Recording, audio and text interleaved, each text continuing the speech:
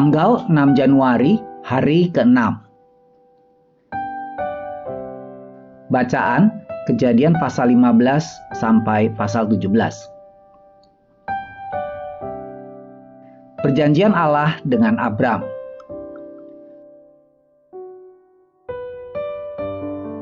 Garis besar. Berjalan dengan Tuhan berbeda dengan berjalan mendahului Tuhan. Tuhan sering mengulangi janjinya kepada Abram bahwa Abram akan memiliki banyak keturunan. Kejadian pasal 12 ayat 2, Kejadian pasal 13 ayat 16, Kejadian pasal 15 ayat 4 dan 5. Tapi seiring berjalannya waktu, hal ini tidak terbukti pemenuhannya, dan ini membuat Abram menjadi sangat tidak sabar.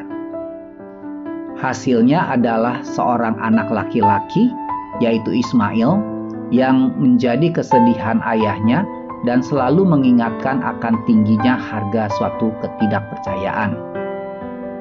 Namun firman Tuhan adalah setia dan pasti. Walaupun janji Tuhan ini secara biologis tidak mungkin, tapi Abram dan Sarai akan melahirkan seorang anak laki-laki. Sebuah janji yang dikonfirmasikan dengan nama baru untuk calon orang tua tersebut, yaitu Bapak Abraham, ayah dari banyak, dan Sarah, putri. Renungan harian. Sangat mudah untuk mengetahui hal yang benar dan harus dilakukan setelah sesuatu terjadi, tapi sulit untuk memprediksi apa yang akan terjadi di masa depan. Kitab Kejadian tidak menutupi kelemahan Abraham dan Sarah, tetapi mengungkapkan juga saat-saat iman dan ketaatan mereka bersinar. Mengapa? Karena melalui peristiwa tersebut kita dapat belajar teladan mereka, baik dan buruk situasi yang terjadi. Apa yang bisa Anda pelajari dari kehidupan Abraham tentang bahaya berjalan mendahului Tuhan? Berikut adalah 2 pelajaran yang patut diperhatikan. 1. Persepsi Abraham tentang Tuhan terlalu kecil. Abraham berasumsi bahwa kemandulan Sarah adalah penghalang permanen bagi janji Allah. Abraham tidak menyadari bahwa tidak ada yang mustahil bagi Allah. Lukas pasal 1 ayat 13.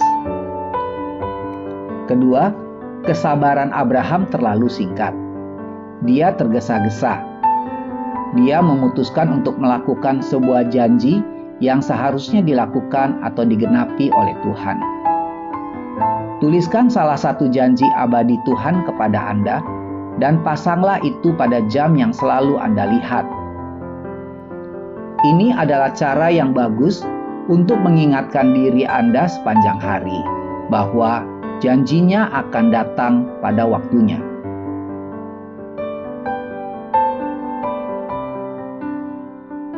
Banyak orang telah meninggalkan pelabuhan hanya sesaat sebelum kapal datang.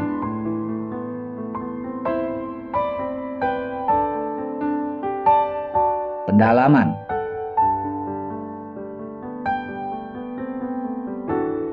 Iman yang benar.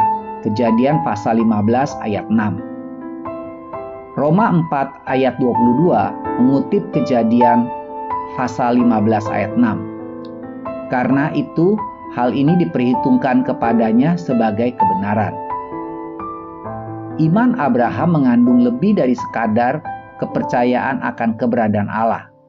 Dia percaya pada janji Tuhan untuk memberinya benih keturunan. Yesus adalah pemenuhan terakhir dari janji itu. Lihat Galatia pasal 3 ayat 16. Jika kita percaya kepada Yesus bahwa kita menjadi keturunan rohani Abraham, maka kita juga akan dibenarkan di hadapan Allah.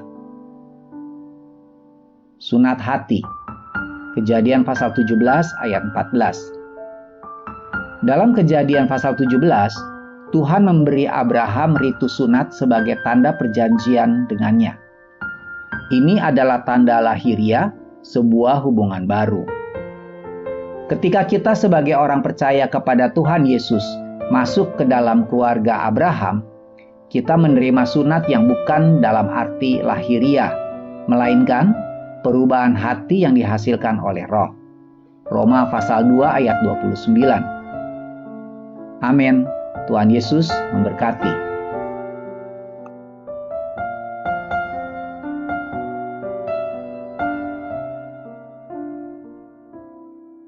Kejadian pasal 15. Perjanjian Allah dengan Abram, janji tentang keturunannya. Kemudian datanglah firman Tuhan kepada Abram dalam suatu penglihatan. Janganlah takut Abram, akulah perisaimu, upahmu akan sangat besar. Abram menjawab, ya Tuhan Allah, apakah yang akan Engkau berikan kepadaku? Karena aku akan meninggal dengan tidak mempunyai anak, dan yang akan mewarisi rumahku ialah Eliezer, orang Damsyik itu. Lagi kata Abraham, Engkau tidak memberikan kepadaku keturunan, sehingga seorang hambaku nanti menjadi ahli warisku. Tetapi datanglah firman Tuhan kepadanya, demikian. Orang ini tidak akan menjadi ahli warismu, melainkan anak kandungmu. Dialah yang akan menjadi ahli warismu. Lalu Tuhan membawa Abram keluar serta berfirman, coba lihat ke langit, hitunglah bintang-bintang. Jika engkau dapat menghitungnya, maka firman-Nya kepadanya, demikianlah banyaknya nanti keturunanmu. Lalu percayalah Abram kepada Tuhan, maka Tuhan memperhitungkan hal itu kepadanya sebagai kebenaran. Lagi firman Tuhan kepadanya, akulah Tuhan yang membawa engkau keluar dari Ur Kasdim, untuk memberikan negeri ini kepadamu menjadi milikmu. Kata Abram, ya Tuhan Allah, dari manakah aku tahu bahwa aku akan memilikinya?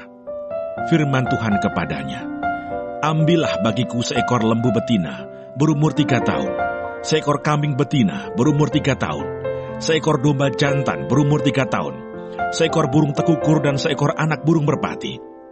Diambilnyalah semuanya itu bagi Tuhan, dipotong 2, lalu diletakkannya bagian-bagian itu yang satu di samping yang lain. Tetapi burung-burung itu tidak dipotong 2. Ketika burung-burung buas hingga pada daging binatang-binatang itu, maka Abram mengusirnya. Menjelang matahari terbenam, tertidurlah Abram dengan nyenyak. Lalu turunlah meliputinya gelap gulita yang mengerikan. Firman Tuhan kepada Abram, ketahuilah dengan sesungguhnya bahwa keturunanmu akan menjadi orang asing dalam suatu negeri yang bukan kepunyaan mereka, dan bahwa mereka akan diperbudak dan dianiaya 400 tahun lamanya. Tetapi bangsa yang akan memperbudak mereka akan kuhukum, dan sesudah itu mereka akan keluar dengan membawa harta benda yang banyak. Tetapi engkau akan pergi kepada nenek moyangmu dengan sejahtera. Engkau akan dikuburkan pada waktu telah putih rambutmu. Tetapi keturunan yang keempat akan kembali ke sini, sebab sebelum itu kedurjanaan orang Amori itu belum genap. Ketika matahari telah terbenam dan hari menjadi gelap, maka kelihatanlah perapian yang berasap beserta suluh yang berapi lewat di antara potongan-potongan daging itu. Pada hari itulah Tuhan mengadakan perjanjian dengan Abram serta berfirman, kepada keturunanmu lah kuberikan negeri ini, mulai dari sungai Mesir sampai ke sungai yang besar itu, sungai Efrat, yakni tanah orang Keni, orang Kenas, orang Kadmon, orang Het, orang Feris, orang Refaim, orang Amori, orang Kanaan, orang Girgasi, dan orang Yebus itu. Kejadian pasal 16. Hagar dan Ismail. Adapun Sarai, istri Abram itu, tidak beranak. Ia mempunyai seorang hamba perempuan, orang Mesir, Hagar namanya. Berkatalah Sarai kepada Abram, engkau tahu, Tuhan tidak memberi aku melahirkan anak. Karena itu baiklah hampiri hambaku itu. Mungkin oleh dialah aku dapat memperoleh seorang anak. Dan Abram mendengarkan perkataan Sarai. Jadi Sarai, istri Abram itu, mengambil Hagar hambanya, orang Mesir itu, yakni ketika Abram telah 10 tahun tinggal di tanah Kanaan, lalu memberikannya kepada Abram suaminya untuk menjadi istrinya. Abram menghampiri Hagar, lalu mengandunglah perempuan itu. Ketika Hagar tahu bahwa ia mengandung, maka ia memandang rendah akan nyonyanya itu. Lalu berkatalah Sarai kepada Abram, penghinaan yang kuderita ini adalah tanggung jawabmu.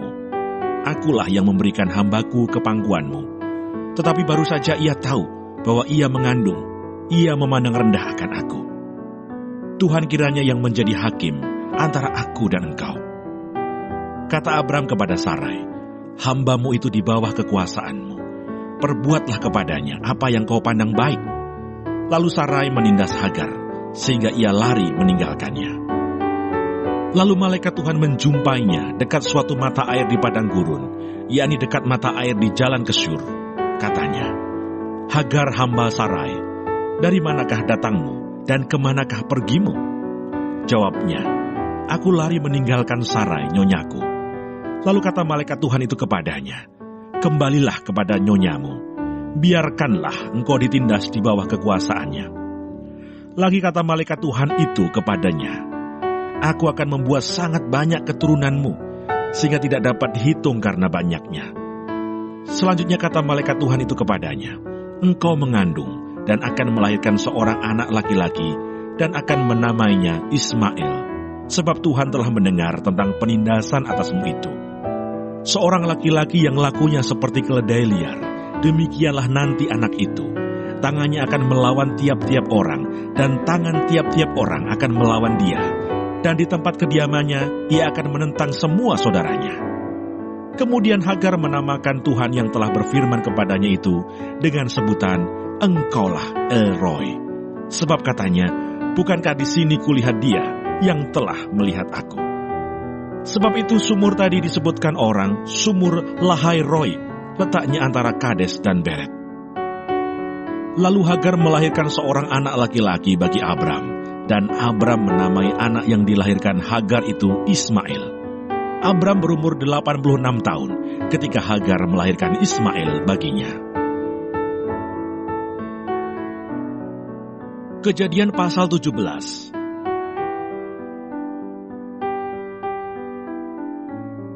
Sunat sebagai tanda perjanjian Allah dengan Abraham.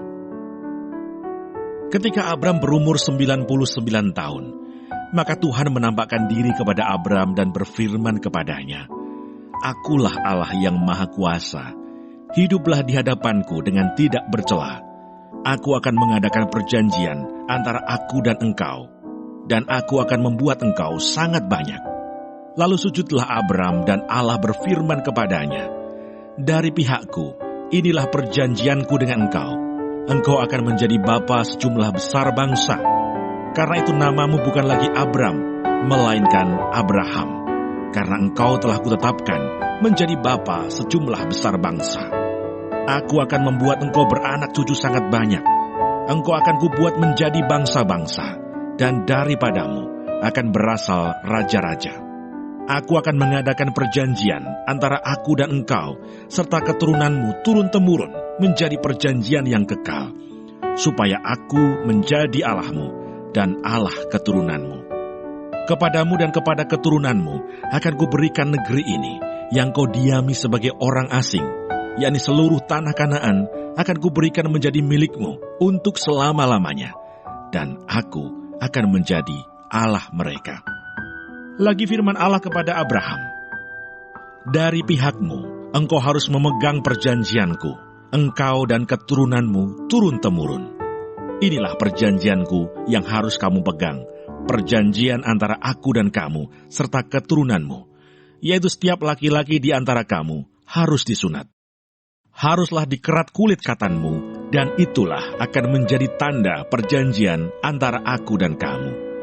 Anak yang berumur 8 hari haruslah disunat, yakni setiap laki-laki di antara kamu, turun-temurun, baik yang lahir di rumahmu, maupun yang dibeli dengan uang dari salah seorang asing, tetapi tidak termasuk keturunanmu. Orang yang lahir di rumahmu, dan orang yang engkau beli dengan uang, harus disunat. Maka dalam dagingmu lah perjanjianku itu menjadi perjanjian yang kekal. Dan orang yang tidak disunat, yakni laki-laki yang tidak dikerat kulit katannya, maka orang itu harus dilenyapkan dari antara orang-orang sebangsanya. Ia telah mengingkari perjanjianku. Selanjutnya Allah berfirman kepada Abraham, tentang istrimu Sarai, janganlah engkau menyebut dia lagi Sarai, tetapi Sarah, itulah namanya. Aku akan memberkatinya, dan daripadanya juga aku akan memberikan kepadamu seorang anak laki-laki. Bahkan aku akan memberkatinya, sehingga ia menjadi ibu bangsa-bangsa. Raja-raja bangsa-bangsa akan lahir daripadanya. Lalu tertunduklah Abraham dan tertawa, serta berkata dalam hatinya, mungkinkah bagi seorang yang berumur 100 tahun dilahirkan seorang anak? Dan mungkinkah Sarah yang telah berumur 90 tahun itu melahirkan seorang anak? Dan Abraham berkata kepada Allah, sekiranya Ismail diperkenankan hidup di hadapanmu. Tetapi Allah berfirman, tidak, melainkan istrimu Sarahlah yang akan melahirkan anak laki-laki bagimu. Dan engkau akan menamai dia Ishak, dan aku akan mengadakan perjanjianku dengan dia menjadi perjanjian yang kekal untuk keturunannya. Tentang Ismail, aku telah mendengar permintaanmu. Ia akan kuberkati, kubuat beranak cucu dan sangat banyak. Ia akan memperanakkan 12 raja, dan aku akan membuatnya menjadi bangsa yang besar. Tetapi perjanjianku akan kuadakan dengan Ishak, yang akan dilahirkan Sarah bagimu tahun yang akan datang, pada waktu seperti ini juga. Setelah selesai berfirman kepada Abraham, naiklah Allah meninggalkan Abraham. Setelah itu Abraham memanggil Ismail anaknya, dan semua orang yang lahir di rumahnya, juga semua orang yang dibelinya dengan uang, yakni setiap laki-laki dari isi rumahnya. Lalu ia mengerat kulit katan mereka pada hari itu juga, seperti yang telah difirmankan Allah kepadanya. Abraham berumur 99 tahun ketika dikerat kulit katannya, dan Ismail anaknya berumur 13 tahun ketika dikerat kulit katanya. Pada hari itu juga Abraham dan Ismail anaknya disunat, dan semua orang dari isi rumah Abraham, baik yang lahir di rumahnya maupun yang dibeli dengan uang dari orang asing, disunat bersama-sama dengan dia.